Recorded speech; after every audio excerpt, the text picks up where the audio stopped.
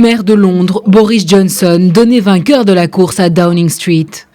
Ce mardi, les instances du Parti conservateur annonceront le résultat qui prévoit un Boris Johnson largement gagnant face à Jeremy Hunt. Une fois en fonction, le chef des Tories devra se charger de dossiers épineux tels que celui du Brexit ou de l'Iran. Pendant sa campagne, Boris Johnson avait répété que le divorce avec l'Union européenne sera maintenu à l'échéance du 31 octobre, accord renégocié ou pas. Les propos tenus par Boris Johnson ont fait polémique au sein du gouvernement britannique. Le ministre des Finances, Philippe Hammond, parmi d'autres, a annoncé qu'il démissionnerait en cas de victoire de Boris Johnson. En supposant que Boris Johnson devienne Premier ministre, je crois comprendre que pour siéger au sein de son gouvernement, il accepterait une sortie sans accord le 31 octobre. C'est quelque chose que je ne pourrais jamais faire. Il est très important qu'un Premier ministre puisse avoir un chancelier étroitement aligné avec lui. Par conséquent, j'ai l'intention de démissionner auprès de Theresa May avant qu'elle ne présente sa propre démission mercredi.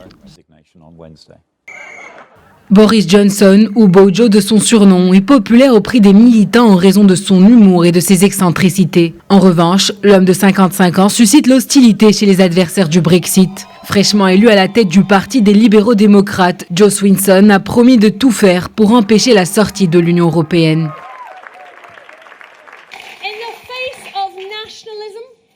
Face au nationalisme, au populisme et à la catastrophe du Brexit, les deux principaux partis ont échoué.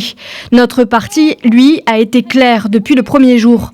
Nous estimons que le meilleur avenir que l'on puisse souhaiter pour le Royaume-Uni est au sein de l'Union européenne et je ferai tout ce qui est en mon pouvoir pour empêcher le Brexit. Lundi soir, une centaine de manifestants brandissant des drapeaux bleus de l'Union européenne ou rouges du Parti communiste ont manifesté près de Downing Street, criant non à Boris. Quelques heures après la démission de Theresa May ce mercredi, l'homme qui lui succédera entrera aussitôt en fonction.